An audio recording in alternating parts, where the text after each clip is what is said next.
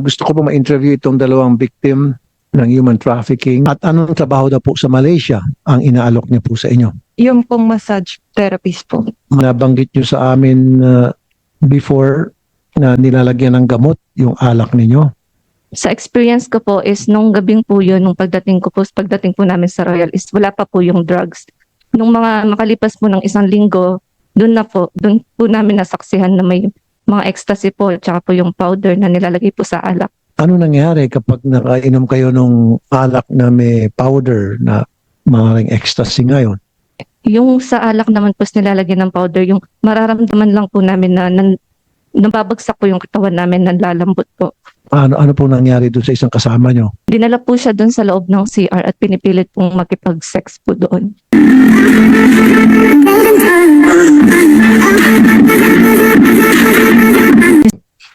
In today's hearing, we'll also briefly follow up some issues that our OFWs have raised to my office so that they could be addressed by our hardworking officials sa DMW and OWA.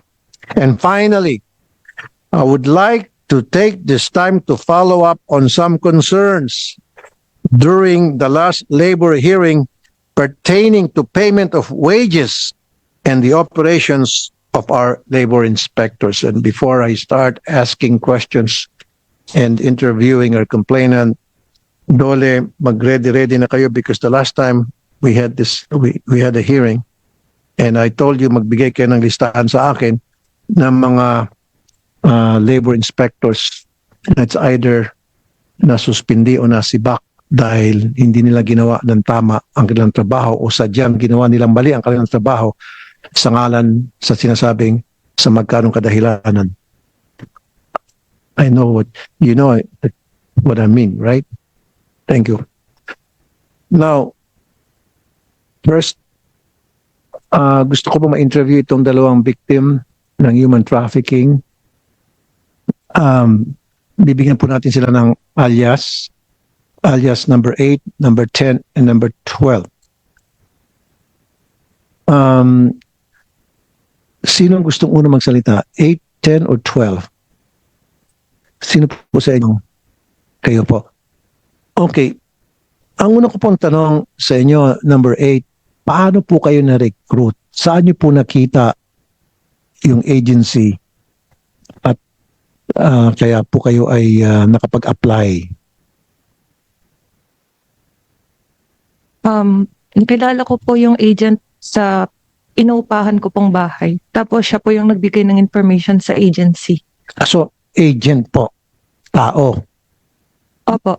Okay. Ano pong sabi ng agent sa inyo? Kung gusto ko daw po magtrabaho sa Malaysia po bilang massage therapist. Okay. At anong trabaho daw po sa Malaysia ang inaalok niyo po sa inyo? Yung pong massage therapist po. Massage therapist. So, in short, napapayag po kayo. Opo. Wala ho siyang sinabi sa inyo kung ano yung mga requirements para ikaw ay maging qualified na maging massage therapist sa Malaysia? Wala po siyang tinanong na ganun, sir. Walang tanong-tanong. So, nung napapayag ka, ano po yung sumunod na proseso? Binigay niya po yung number ng agency po sa amin. Tapos doon na po nila sinan yung requirements na kailangan namin asikasuhin. At ano po yung mga requirements daw? Medical po, BOQ, tapos NBI. Okay. Itong gagawa ng fake certificate. Right. So after ma-comply niyo po yung mga basic requirements na binanggit nitong agent, ano po yung sumunod na nangyari? Sinend po namin lahat ng requirements sa agency. Tapos yung pinakalas po is yung sa visa po. Visa. Opo. Okay. Kayo ho ba ay umapir doon sa embahada para interviewin ng consul doon sa Malaysian Embassy? Opo. Okay. At nasabi niyo po doon sa embahada, nag-interview sa inyo, na ang purpose niyo ay para mag-work o para maging tourist? Para po magtrabaho po. At in-specify nyo kung ano yung trabaho doon. Tama po. In short, napayagan kayo. Opo. Nabigyan kayo ng visa. Opo. So, wala pong training na ibinigay sa inyong agency. Wala po. Ilang araw kayo mula sa na fulfilling requirements, na interview kayo hanggang sa nakapunta kayo sa Malaysia? How many days did it take you? Sa kaso ko po, December 9 ko po nakilala si Mary Ann. Tapos nakarating po ako ng Malaysia April 2 po. Anong buwan po? April po. April 2, 2025. Nakilala ko po siya ng 2024 ng December. So bago po kayo pumunta sa Malaysia, kayo ba'y tumira sa kanilang accommodation ng agency? Hindi po. Bali, nangungupahan po kasi ako sa bahay mismo ng agent. Okay. Anong pangalan po ng agency? MBF Pro po. M MBF Pro. MBF Pro. Sino pong may-ari? Si Miss Myra Villa Puerte Puentes po. Okay. Now, pagdating niyo po sa immigration po, kayo po ay in-interview. Tinignan lang po yung mga papeles namin tsaka yung tattoo po sa likod ng passport namin kung may visa po kami. Tapos wala na pong tanong. Wala ng interview. Meron pang sinabi sa inyo yung handler nyo kung anong window kaya pipila? O pahala ka na, pila ka na lang dyan kung saan mo gustong window? Actually po, sa experience daw po nila, mas maganda daw po pumila pag sa lalaki po. Wala na daw pong tanong-tanong. Pag sa lalaki. Opo, yun po yung So, wala kayong kasamang handler. Kayo lang tatlo. wala po. So, sabi sa window na lalaki. Tama po. Okay. So, nung pagpila nyo sa immigration, walang tanong-tanong na. Wala na po. Pinakita nyo lang visa. Opo. And then, hindi sinabi kung anong trabaho mo doon sa Malaysia. Bali, tinignan po kasi nila yung contract namin. Tapos sabi, magtatrabaho ka sa Malaysia. Gaano katagal? 1 taon, sabi po. Tapos, okay na po. Yun na. Kasi kompleto naman papeles, tama lang, naigo ka na. Pagdating po sa Malaysia, sino pong sumalubong sa inyo? Yung boss po namin, Boss Pilipino o Malaysian? Chinese po. Chinese. After na kayo po ay susunduin sa airport, saan po kayo dinala? Doon po sa may restaurant po ng kapatid niya sa Brunei po. Sa restaurant. Opo. Pagdating po sa restaurant, Pinakain niya po kami doon tapos diretso na po kami sa Malaysia, sa Limbang. saan po? Sa Limbang po. Limbag. Pero Limbang Sarawak po sa Malaysia. Kasi po, Limbag ano po? Sorry. Limbang Sarawak po. Limbang Sarawak. Opo. Tapos, pagdating doon sa restaurant, briefing kayo. Pero ang pagkakaalam nyo talaga, nasa kontrata kayo po ay mga massage therapist. Opo. So dumating po kayo sa restaurant at in-explain sa inyo kung ano maging trabaho nyo. Hindi po. Wala pong explanation na nangyari nung oras na yon. Bali, kumain lang po kami tapos diretso na po kami sa staff house or sa accommodation. Kinabukasan po dahil ginabi na po kami sa flight, doon po kami binigyan ng allowance na 500 ringgit. Tapos hindi po namin alam na yung allowance na binigay sa amin idadagdag po sa utang namin na 18,000 ringgit po. Pero wala pa rin pong explanation dun sa utang. Kinabukasan po after po namin magpa-medical, dun lang po in-explain ng boss namin na may utang po kami na total na 18,500 ringgit po. Magkano po sa pesos yung 18,000? So ibig sabihin, pagdating nyo pa lang, may utang na agad kayo. Opo. Later on na lang in-explain na ganong kalaki utang nyo. So converted sa pesos, that would be around 300,000. Wow. Okay. Ano po naging reaction nyo? Sa totoo lang po, nanlambot po kami kasi iniisip ko po kung paano po ako makakakuha ng 300,000 pambayad sa utang or kung makakauwi pa ba ako. Kasi napakalaki po ng amount na kinukuha niya po sa amin. Okay. Pwede bang tulungan na ilapit yung microphone kay ma'am para hindi sasakit ang liig niya? Yeah, thank you. Thank you. Yeah, thank you. Okay. Now,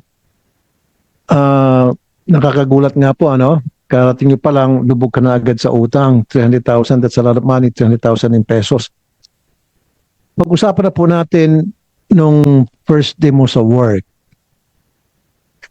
Paano po naging setup? Yung massage therapist po, hindi po siya massage talaga. Parang front lang po yun eh.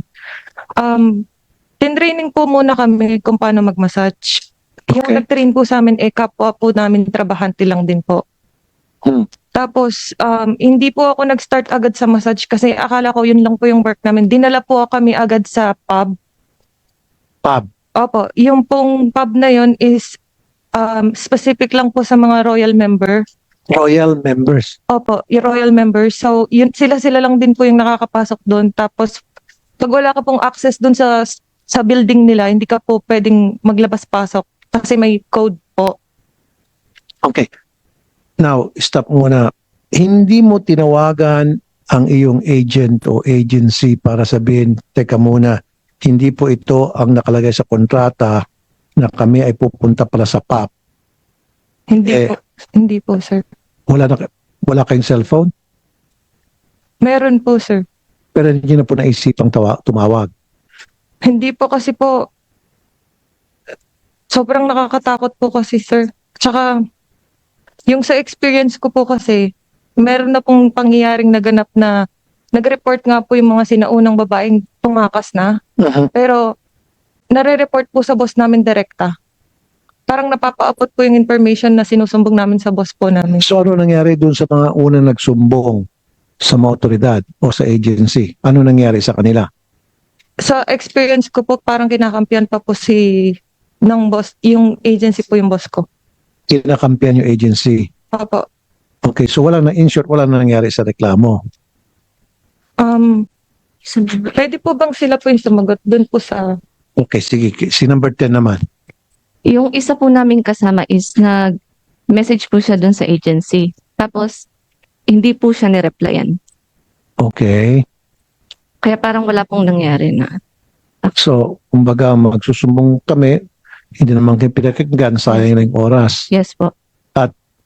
Hindi po kayo nag-attempt na magsumbong sa otoridad o hindi kayo nakakalabas.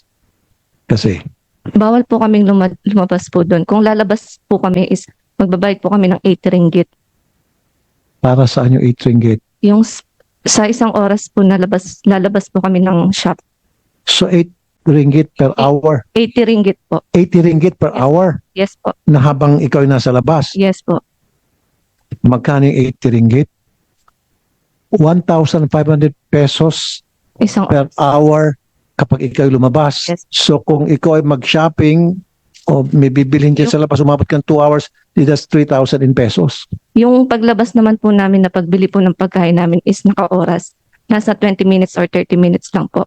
Hindi Bawal po pwede. kaming magtagal sa labas. Monitored, ibig sabihin, Opo. yung galaw ninyo. Yes po. Okay, now, dumako na tayo doon sa trabaho. So first night ninyo, ano pong nangyari? Sa experience ko po is pagka-arrive po namin dun sa shop, pinagbihis po kami agad. Tapos dinala po kami dun sa Royal Pub para daw po pakilala kami dun sa mga parokyano po doon. Okay, nung kayo po ay dumating na sa Royal Pub, pinakilala sa mga parokyano, ano pong sumunod na nangyari? Una po is pinainom po kami ng alak. Parang nag-entertain po kami sa kanila. In-entertain po namin sila. So ibig sabihin, meron po kayong katabing mga customer Yes po. at pina-entertain sa inyo mga customer at Opo. pinainom kayo ng alak. Opo. Anong klaseng alak po? Mga beer po. Okay.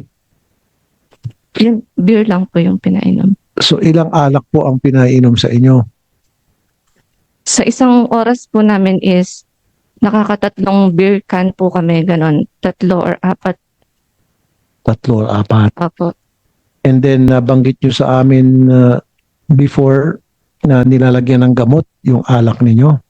Sa experience ko po is nung gabing po yun, nung pagdating po namin sa Royal is wala pa po yung drugs. Nung mga makalipas po ng 1 linggo, doon po namin nasaksihan na may mga ecstasy po, tsaka po yung powder na nilalagay po sa alak. Okay. Ano nangyari kapag nakainom kayo nung alak na may powder na maaaring ecstasy ngayon? Yung sa alak naman po nilalagyan ng powder, yung mararamdaman lang po namin na nababagsak po yung katawan namin, nanlalambot po. Kaya doon po namin naisip na pag nagsi-CR po kami is parang nilalagyan po ng powder yung beer po na iniinom po namin. Okay. So, kung kayo po ay nakainom na ng 3 beer at nalagyan ng powder o drugs at kayo po ay nanlalambot, na ano pong sumunod na nangyari? Yun po, susubukan po nung parakyano na yung balak po niyang gawin sa amin. Kung mapapadala po niya kami doon sa mga salita niya na dadalhin po sa hotel or sa room po doon, kung mapapayag po niya kami. Pero sa experience ko po is, kahit po na nalagyan po ng powder yung alak ko po is, alam ko pa naman po yung nangyayari. Okay, mga kasamahan na napagsasamantalahan dahil nga po nakadrugs na, nalagyan ng drugs yung inumin, Yung isa po namin kasama, Pilipino po o Filipino po. ano po nangyari doon sa isang kasama nyo? Loob ng CR. Dinala po siya doon sa loob ng CR at pinipilit pong makipag-sex po doon. Pero ginawa din po niya is pumalag po siya. Okay, mabuti naman. Now, itong mga nakwento niyo po sa amin, yung pinainom kayo, nilagyan ng drugs, tapos pinipilit na gawa ng kung ano-anong kabalastugan. Inireklamo niyo po ba ito sa may-ari ng club at sa o dili kaya doon sa recruiter? Opo, ilang beses po kaming nagreklamo. Una po, nung ako po dinrugs, April 30 po yun. Meron po akong record kasi chinat ko po yung boss ko noon. Tapos sabi niya lang, be careful. Yun lang po yung sagot niya. Tapos doon naman po sa agent na nag-recruit sa amin, nung una po, parang concern pa po siya, ganun-ganun. Sa kakausapin niya daw po yung babae na naglagay ng drugs sa inumin ko. Pero, Kailangan. Siguro mas maganda, tama, kinuha mo yung ni Comsec. Total si Comsec hindi na magsasalita. Mamaya-maya pa. Bigyan ng isang mikropono ng isa, isa sila na lang. Thank you. Okay. Para din na nahirapan. Thank you. Thank you. Sige po, continue po. yun po. So, kinausap po nung agent yung babae. Pero feeling ko po kasi, yun po yung modus nila. Kasi, nung eto po, nakausap ko po sila kung na-experience din nila nalagyan sila ng alak sa mga baso nila. Sabi nila, oo daw po. Yung iniisip ko po is, parang kapag natuklasan na namin yung drugs dun sa lugar na yun, kaya siguro nila nilalagyan ng drugs yung katawan namin, is para, yun nga pong nangyari sa akin sa police station, babalik rin kami ng boss namin kung sakaling magsumbong po kami sa mga police na nagda-drugs po kami. Papalabasin Opo, na kayo yung nagda-drugs po nagda-drugs. kami. Opo. So mababaliktad nga po kayo doon. Now, was there at any point na nung kayo po yung naka-drugs, nabanggit niyo po kanina may isang kasama kayo dinala sa CR na kayo po ay napilitang ilabas ng club? Sige, si number 12 siguro. Number 12, gusto mo sagutin? Kasama ko po yung yung napilitan na hinalay po sa CR. Kinalay. Opo. So, nangyari yung pangahalay. Opo. Na Pilipina din yon. Opo. Ngayon ba nandun pa rin siya? Wala na po. Okay. Sige, so, nabanggit nyo rin sa akin nung unang interview ko sa inyo doon sa radio program ko, nagsumbong kayo sa chief of police o sa police. Baliwala dahil yung chief of police Yun, ng lugar ay parokyano din. opo. Paano nyo po nasabi na parokyano din yung mismong chief of police? Lahat po ng mga, siya po yung tinatawag ng boss. KPD po siya doon. KPD. Opo, mataas po siyang pulis sa Limbang, Sarawak. Okay, so nakikita nyo siya doon palagi. Opo, So siya ang nagsisibing protector. hindi po. Isa din po siyang, pag tatawag po siya ng babae is, i-entertain po namin. Tapos paiinumin niya po kami paiinumin ng alak hanggang sa gagawin po niya yung gusto niyang gawin sa amin. Hinahawakan niya po yung mga masaselang bahagi po ng katawan namin. Paano po pag pumapalag kayo? Nananakit po siya. Minsan nakakagatin po niya kami.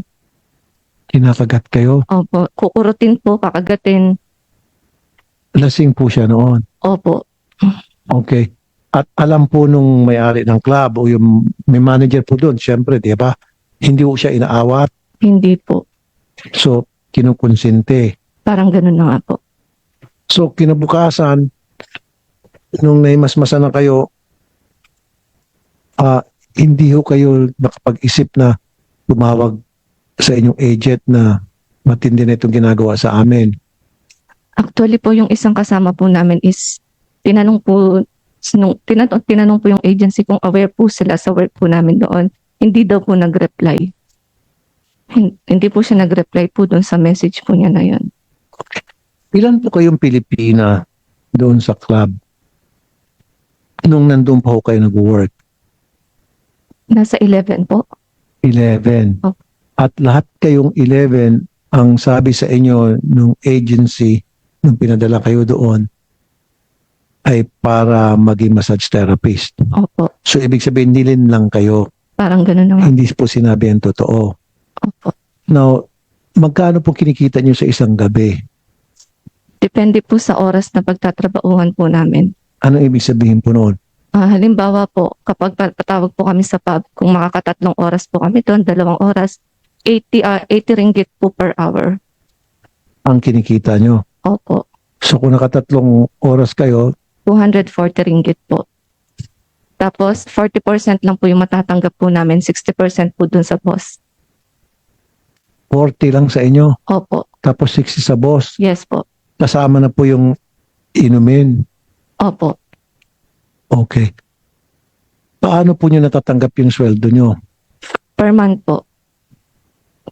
Yung kabuuang napagtrabahuhan po namin sa isang buwan is ito-total po namin yon. Tapos, pagka-total po, yung 60% po sa boss, yung 40% po sa amin. Okay, si number 12 no. Number 12, paano ho kayo nakaalis doon sa pub na yon? Nagparepat po kami. Nung 4 po na kasama ko. 4. Opo, Yung sila iba, po yung hindi. dalawa po kasi, yung dalawa po na kasama niya. Sila po yung tumakas. So, Kami po yung sinabi unang po namin. nagranap. Tumakas po si number 10. Opo. Paano kayo number 10 nakatakas? Nagpanggap po kaming may customer sa Brunei. Tapos, binigay po yung passport namin. Nag-runaway po kami February. Mga December po is pinagplanuhan na po namin kung paano po kami makakatakas doon. Tapos, nung February po is nakapag-book po kami ng ticket. Nagpanggap po kaming may customer na Brunei para po ibigay yung passport. Tapos, doon na po, makas po kami. Ibig sabihin yung passport ninyo, Hawak kinupis po ka pala yes po. pagdating doon. Kaya pala, hindi kayo basta-basta makakaalis. Opo. So, kaya ka nakatakas, nagpanggap ka na ikaw ay may May customer. po. Customer po sa Brunei. Brunei na nagpaalam ka doon sa may-ari ng pub. Opo. So, pinayagan ka naman. Nasingin mo ba lahat ng sweldo mo bago tumakas? Hindi po. Wala po. Wala. So, Wala. lahat ng mga pinaghirapan mo, Wala. Nandun po. nandoon. Opo. Tapos kung tutusin, may utang ka pa, siguro. Opo. Pero may nabayaran po ako dun sa 18.5 na ringgit na nasa 100,000 plus po sa pera natin. So, in short, nagtrabaho ka doon. Ilan buwan ka ho nagtrabaho doon, ma'am? 7 months po. 7 months. Ni 5, wala kang naipon, wala kang nakuha. Wala po. Yung commission lang po namin is per month po yung binibigay. Pero magkano lang po siya? Kasi nagpapadala pa din po kami sa pamilya ko. Sa pamilya ko po. Okay. So, lahat po kayo nakatakas. Tapos nagtumakas. So, paano kayo naparipat? Tumawag kayo sa... Ay, ikaw naman po number 8, paano ka nakatakas? Yung nangyari po sa akin, sir, is nagkaroon kami ng misunderstanding sa office. Tapos doon po nangyari yung pananakit sa boss. Sinaktan ka? Opo. Paano po kayo sinaktan, ma'am?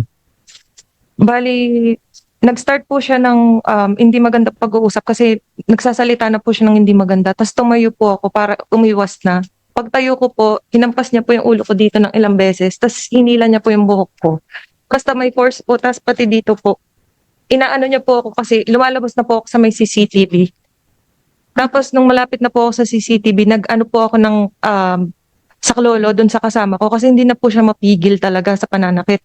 Pinasok niya po ako ng persahan ulit sa loob ng kwarto. Kaya po doon sa video, nung hindi na po ako makahinga, binuksan ko po yung bintana. Tapos inaano ko po yung hangin kasi gusto ko na po talaga makalabas. Kinukulong po nila ako doon sa loob ng VIP. Parang kinukumbinsi po ako ng parang, nag-sorry po kasi sa akin yung boss ko noon eh. Lalaki o babae po yung Boss, boss? lalaki po. Okay. Parang kinukumpinsi pa rin po ako na magstay pa. Eh, ayoko na nga po. Gusto ko na talagang umuwi po. So, paano kayo nakatakas, nakalabas? Sabi ko po dun sa, kung nakita niyo po doon sa video, sir, di na po ako makahinga. Sabi ko, kukuha lang po ako ng tubig. Tapos nung time po na paglabas ko na po, hindi na po ako lumabas ng kwarto. Kahit katok po sila ng katok.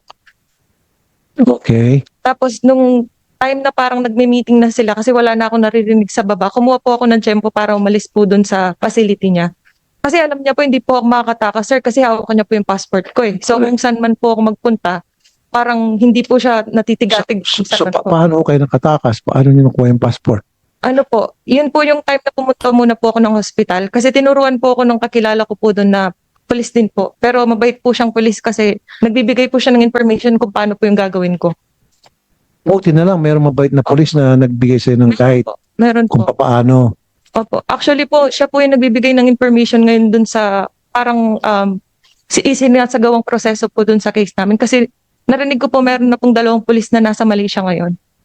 Parang katulad po nung nangyari sa kanila since naripat po sila, meron po silang pinadala. Parang sumunod lang po sa parang procedure lang po ba yung tawag doon? Kasi in-interview po kami nun nila. Tapos isa po sa kasamahan namin nag-iba po ng statement. Okay. Tapos yung 5 pulis po, pinatawag po yung boss ko tsaka yung babae, pinaiba po yung statement. So parang baliwala po kahit na mag-report po kami na may nangyayaring ganun nga po sa shop. Okay.